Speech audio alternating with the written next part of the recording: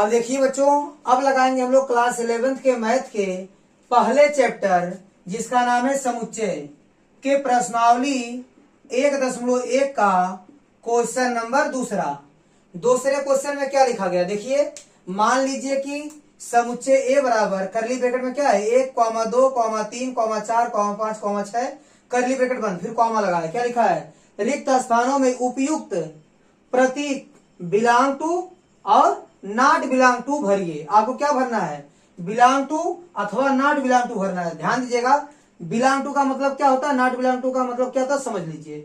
जैसे मान लीजिए देखिए 5 लिखा है, फिर डॉट डॉट डॉट ए लिखा है। आप बताइए कि 5 ए का सदस्य है कि नहीं है।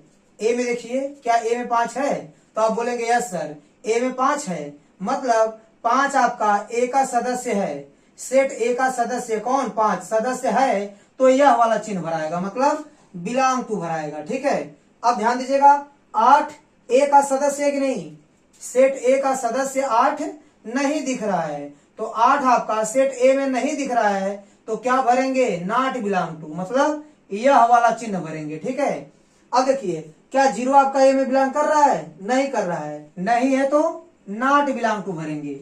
और देखिए 4 आपका ए में बिलोंग कर रहा है तो बिलोंग टू भरेंगे। 2 आपका ए में बिलोंग कर रहा है, देखिए बिलोंग कर रहा है तो यहाँ बिलोंग टू भरेंगे। 10 आपका ए में बिलोंग नहीं कर रहा है तो यहाँ भर देंगे नॉट बिलोंग टू। ठीक है, तो इस प्रकार आपका क्वेश्चन नंबर दूसरा कंप्लीट हो गया। अब लगाइए क्वेश्चन नंबर तीसरे को। ध्यान दीजिएगा क्या लिखा है, निम्नलिखित समुच्चयों को रोस्टर रूप में लिखिए। रोस्टर रूप में कैसे लिखाएगा, देखिए ए आपका रोस्टर रूप है, इस टाइप का लिखना है आपको। ठीक है, यहाँ ध्यान दीजिए क्या दिया गया है, देखिए मैं यहाँ पे लिख देता हूँ पहले क्वेश्चन को। यक्स सच दैट यक्स एक पूर्णांक है और -3 से बड़ा है। यक्स क्या है, -3 से बड़ा है और 7 से छोटा है, तो -3 से बड़ा और 7 से छोटा पूर्णांक आप लिख दीजिए।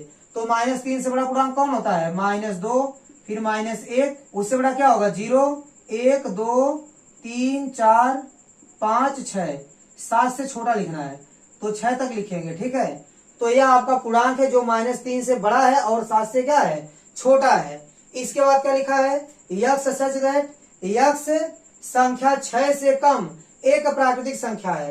तो बच्चों यहाँ पर आपको चाहिए संख्या 6 से कम एक प्राकृतिक संख्या, तो 6 से छोटी जितनी भी प्राकृतिक संख्याएं हैं उन्हीं को लिखेंगे। तो देखिए कौन कौन सी हैं, 1, 2, 3, 4, 5, ये सभी ऐसी प्राकृतिक संख्याएं हैं जो 6 से क्या है, छोटी हैं। चलिए अब लगाएंगे क्वेश्चन नंबर तीसरे को। क्या लिखा है, यक्स सच दैट यक्स आपका क्या है, 2 अंकों की ऐसी प्राकृतिक संख्या है जिनके अंकों का योगफल 8 है। ठीक है, उधर जगह नहीं मिल पाएगी तो मैं यहाँ लिख देता हूँ। ठीक है, तीसरे का तीसरा यहाँ पर हल कर देता हूं। आपको इसमें क्या लिखना है, देखिए सी वाले में आपको यह लिखना है कि यक्स 2 अंकों की एक संख्या है, वो भी प्राकृतिक संख्या है। ठीक है, जिसके अंकों का योगफल 8 है। जैसे देखिए आप लिख सकते हैं ऐसा कि 17 देखिए 2 अंकों की प्राकृतिक संख्या है, इनके अंकों को जोड़िए, 1 और 7 जोड़ेंगे तो कितना आएगा, 8 आएगा, योगफल 8 आना चाहिए और संख्या 2 अंक की होनी चाहिए। मतलब 10 से लगाए 99 तक की जो संख्याएं होती हैं वो 2 अंक की होती हैं। ध्यान दीजिएगा और लिखिए इसके बाद देखिए 2, 6, 26 को भी लिख सकते हैं, 2, 6 जोड़ेंगे 8 हो जाएगा। फिर क्या लिख सकते हैं आप 35, फिर क्या लिख सकते हैं 44 लिख सकते हैं, फिर आप लिख सकते हैं ऐसा कि 53 लिख सकते हैं। ठीक है, फिर आप लिख सकते हैं 62, फिर 71 लिख सकते हैं, फिर 80 भी लिख सकते हैं। 80 भी आपकी 2 अंक की संख्या है, इसके अंकों को जोड़िए, 8 और 0 जोड़ेंगे तो 8 ही आएगा। तो सी वाले में आपका यही हो जाएगा समुच्चय। ठीक है, ये आपका क्वेश्चन नंबर तीसरा भी कंप्लीट हो गया।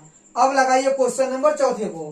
क्या लिखा गया देखिए, इसमें लिखा गया है यक्स सच दैट यक्स एक अभाज्य संख्या है जो संख्या 60 की भाजक है। मतलब यक्स एक अभाज्य संख्या है जो संख्या 60 की क्या है, भाजक है। भाजक मतलब 60 को काट देती है। ऐसी कौन सी अभाज्य संख्या है जो 60 को काटती है, आप इसका फैक्टर करके पता कर सकते हैं। देखिए जैसे मान लीजिए 60 को भाग कीजिए 2 से तो आएगा 30, फिर 2 से भाग कर दीजिए 15 आएगा, फिर 3 से भाग कीजिए 5 आएगा, फिर 5 से भाग कीजिए 1 आएगा।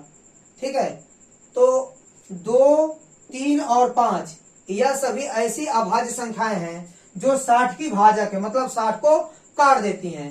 तो आप क्या लिखेंगे, डी वाले में देखिए 2 लिखिएगा, 3 लिखिएगा, 5 लिखिएगा। 2, 3, 5 ऐसी अभाज्य संख्याएं हैं जो 60 की क्या है, भाजक हैं। तो इस प्रकार क्वेश्चन नंबर डी आपका कंप्लीट हो गया। तो इस प्रकार क्वेश्चन नंबर चौथा आपका कंप्लीट हो गया। अब लगाएंगे 5वें क्वेश्चन को। देखिए इसमें क्या लिखा गया है, लिखा है ट्रिग्नोमेट्री शब्द के सभी अक्षरों का समुच्चय। आप इसको यहीं पर लिख सकते हैं या यहीं पर लिखिए, कोई दिक्कत नहीं। देखिए करली ब्रैकेट में लिखिए टी कॉमा आर कॉमा आई कॉमा जी कॉमा ओ कॉमा एन कॉमा ओ। देखिए दोबारा फिर आ गया ओ को आप एक बार लिख चुके हैं, दोबारा नहीं लिखेंगे।